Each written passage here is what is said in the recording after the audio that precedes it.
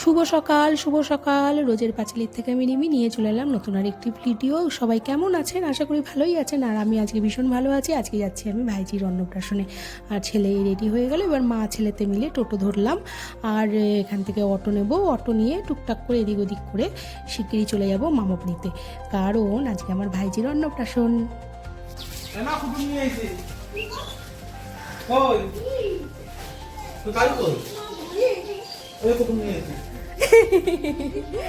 আমি আইসা মাত্র কইতেছিলাম এই মাত্র কইলো যে রিমি আইবে না, আমি কইলো তো কি এখনো ঢোকে নাই?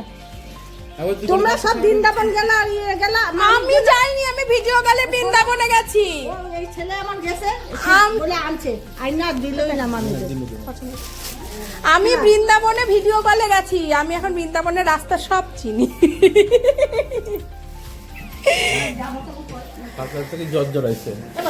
এই দেখি যা বাবা যা, ওই যে ছোট মামির সাথে দেখা কর, যা প্রণাম কর ছোট মামিকে, যা। আসবো কি করে ওর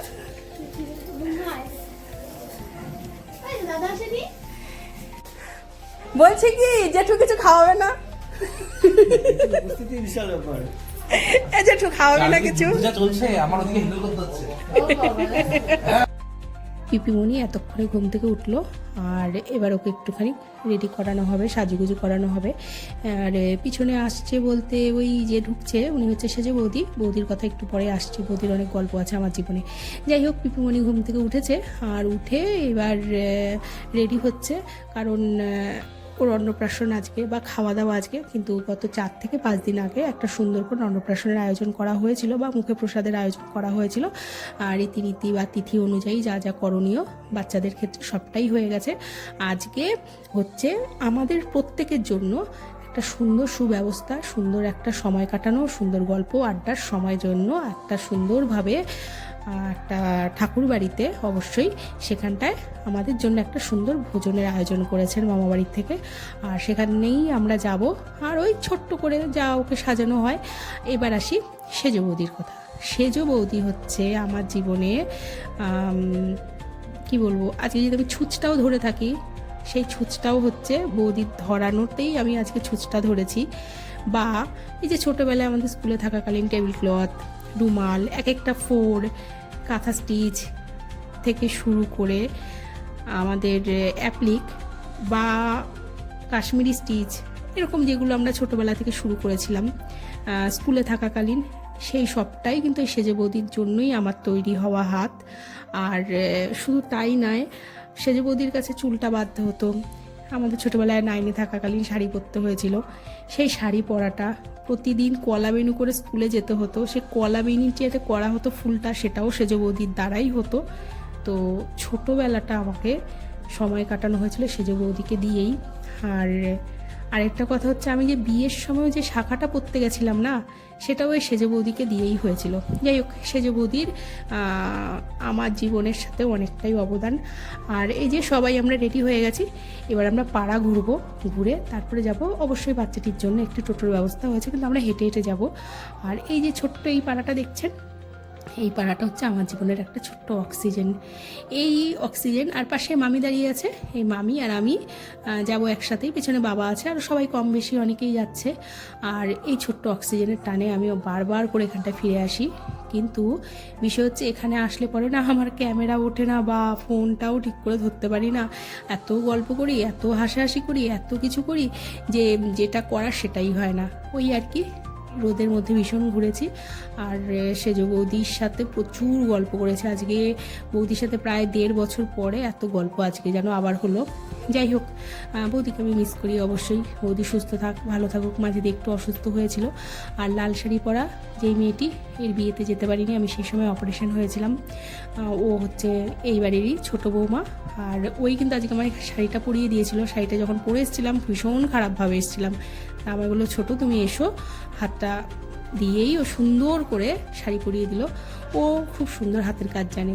যাই হোক, আমি ছোট আর এইদিকে মামি সবাই একসাথে সুন্দর করে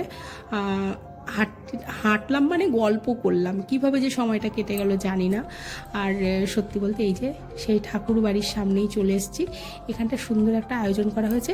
এই ঠাকুর বাড়ির নাম হচ্ছে যদু দাদুদের বাড়ি।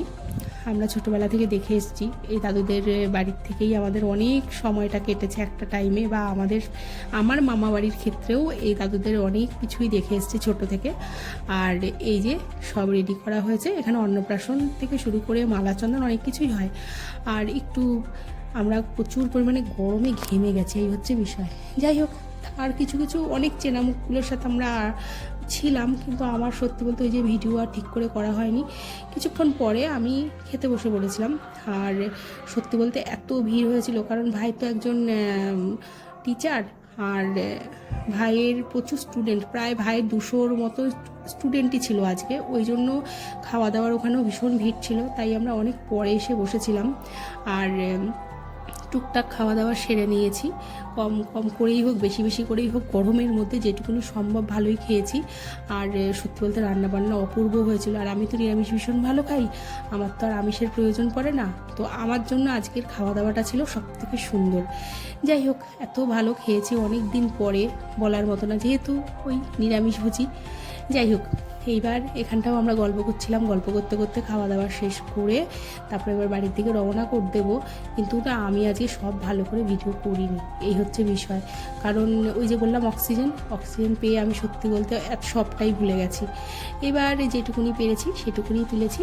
ভাইয়ের অন্নপ্রাশনে এসেছি, সবার সাথে দেখা হয়েছে, পুরনো মুখগুলোর সাথে সঙ্গে থেকেছি, সময় কাটিয়েছি, সুন্দর কাটিয়েছি। আর এবার বাড়ির দিকে রওনা দিলাম। ওখান থেকে টোটো নিয়ে নিয়েছিলাম, তারপরে বাসে যাব, বাস থেকে তারপরে যদি অটো পাই তো অটো, নইলে আবার টোটোতে করে। যাই হোক, রাত হয়ে গেছিলো যেতে যেতে অনেকটাই, কারণ ওই যে বললাম একবার বাড়িতে ঢুকে গেলে মাথা কাজ করে না। যাই হোক, বাড়িতে চলে আসলাম। আর দেখেছেন, প্রায় রাত বলতে সন্ধ্যের পরে রাতই হয়ে গেছিলো। এবার ধীরে সুস্থে ঘরে যাব, ক্লান্ত হয়ে গেছি, একটু ফ্রেশ হব, রেস্ট নেব। যাই হোক, ভিডিওটি আজকে কেমন লাগলো জানাবেন। যদি কিছু ভালো লেগে থাকে অবশ্যই লাইক, কমেন্ট, শেয়ার, সাবস্ক্রাইব সবটাই করবেন। আজকের মতন এখানটাই, শুভরাত্রি। দেখা হবে নতুন আরেকটি ভিডিওতে। সবাই ভালো থাকবেন, সুস্থ থাকবেন, সাবধানে থাকবেন, প্রিয়জনের যত্ন নেবেন। আর আজকের মতন এখানটাই, শুভরাত্রি।